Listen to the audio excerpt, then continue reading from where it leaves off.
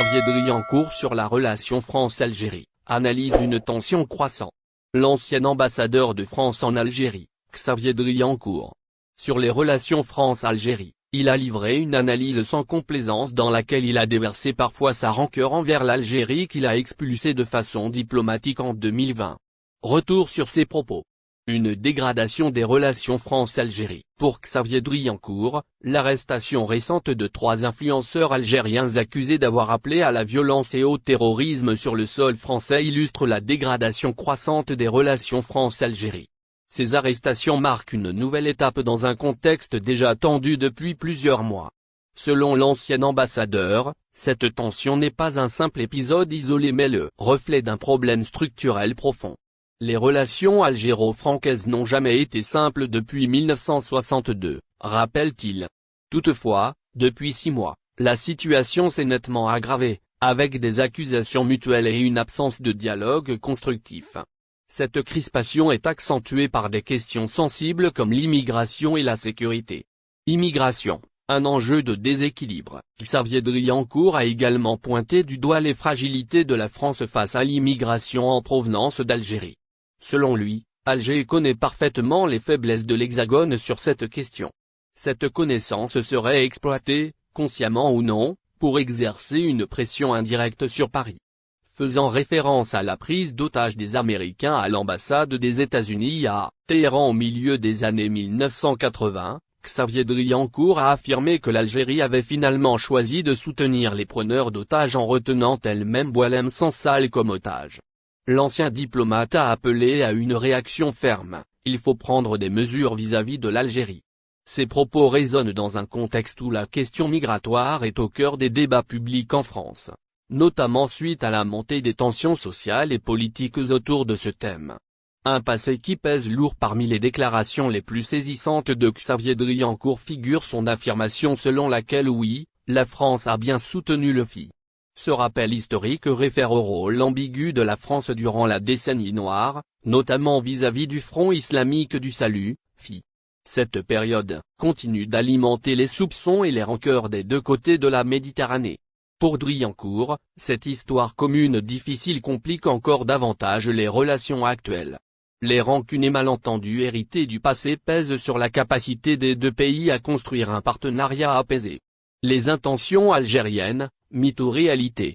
Une autre affirmation forte de l'ancien ambassadeur est qu'il n'existe plus de doute sur les intentions algériennes vis-à-vis de la France. S'il exclut l'idée d'un plan d'Alger pour déstabiliser la France, il insiste sur le fait que l'Algérie adopte une posture de confrontation plutôt que de coopération. Cette posture, selon lui, n'est pas seulement le fruit de choix politiques mais également de facteurs internes, comme la volonté du régime algérien de consolider sa base en adoptant une rhétorique anti-française. Dans ce contexte, les récentes arrestations et les tensions croissantes illustrent une stratégie plus large où les relations bilatérales deviennent un terrain d'affrontement indirect. Quels enjeux pour l'avenir? Xavier Driancourt appelle à une prise de conscience et à des actions concrètes. Pour lui, la France doit cesser de se montrer vulnérable et adopter une posture plus ferme vis-à-vis d'Alger. Cela implique des mesures diplomatiques et stratégiques afin de restaurer un équilibre dans la relation bilatérale. Notamment des représailles telles que la restriction des visas ou le rétablissement de l'obligation de visa pour les diplomates exemptés. Les déclarations de l'ancien ambassadeur mettent en lumière un état de tension qui ne peut plus être ignoré. Si la France souhaite préserver ses intérêts et garantir la sécurité sur son territoire, un changement d'ép. Les propos inqualifiables de Macron. La crise entre l'Algérie et la France s'aggrave. Peu de jours après le discours du président Tebboune devant les deux chambres du Parlement, la réplique de Macron va incontestablement bien au-delà d'une affaire qui se trouve, présentement, entre les mains des juges algériens. La coupe est assurément pleine. Le président français, Emmanuel Macron, semble patiner, au risque de perdre tout son équilibre. Encore une fois. Intervenant, hier, devant les ambassadeurs français réunis au palais de l'Élysée, Macron a estimé que l'écrivain algéro-français Boualem Sansal, poursuivi par la justice algérienne et placé en examen à Alger depuis novembre dernier, est détenu de manière totalement arbitraire par les responsables algériens. Pour lui, à travers une démarche, formellement judiciaire, l'Algérie se déshonore en ne libérant pas Sansal. Rien que ça. L'Algérie que nous aimons tant et avec laquelle nous partageons tant d'enfants et tant d'histoires entre dans une histoire qui la déshonore, a empêché un homme gravement malade de se soigner. Ce n'est pas à la hauteur de ce qu'elle est, dit-il, rapporte Le Monde, citant l'agence officielle AFP.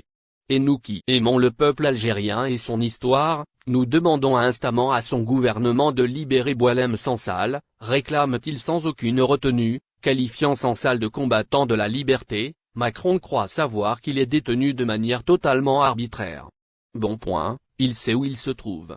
Peu de jours après le discours du président Tebboune devant les deux chambres du Parlement, la réplique de Macron va incontestablement bien au-delà d'une affaire qui se trouve, présentement, entre les mains des juges algériens. En l'espèce, il outrepasse, nettement, les us et coutumes diplomatiques lorsqu'il évoque une question qui relève de la souveraineté nationale. Du droit algérien. Le président de la République, Abdelmadjid Tebboune, a, faut-il encore le rappeler, évoqué, le 29 décembre 2024, l'arrestation de Sansal, sans le nommer. Il a qualifié l'auteur du village de l'Allemand d'imposteur envoyé par la France qui vire de plus en plus à droite. Une explication claire, sans détour, d'une affaire que les médias français mainstream, proches de l'extrême droite, n'ont toujours pas digérée. Sansal, faut-il le préciser, avait mis en cause la légitimité des frontières ouest de l'Algérie, suscitant une vive polémique, ici et ailleurs. Ces déclarations ont été perçues essentiellement comme une provocation, voire une instrumentalisation des enjeux historiques à des fins politiques.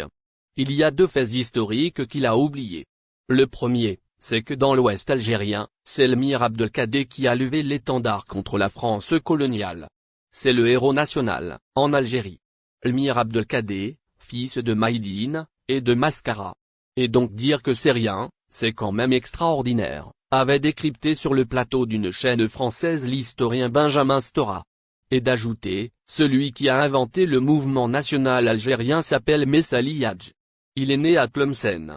Tlemcen, c'est à la frontière avec le Maroc, et c'est lui qui va porter l'idée nationale algérienne pour l'indépendance. Et on nous dit que ce n'est pas important, c'est un petit bout d'histoire qui ne représente rien. Imaginez ce que ça représente pour les Algériens, ce n'est pas possible. Ce sont des choses historiques qui blessent le sentiment national, a déclaré Stora, étonné par les propos de Sansal. Celui-ci n'a pas tenu de tels propos fortuitement. Il est clair qu'il était dans la provocation. Sansal réhabilite le récit colonial. L'intervention de Benjamin Stora illustre l'importance de la rigueur historique dans des débats aussi sensibles que ceux des frontières. L'ancien ministre et diplomate Abdelaziz Rahabi avait, de son côté, exprimé une position tranchée par rapport aux propos de Sansal. Il avait, notamment, déclaré que Sansal réhabilite le récit colonial, et ses contre-vérités historiques et ne mesure pas à quel point il est irrespectueux du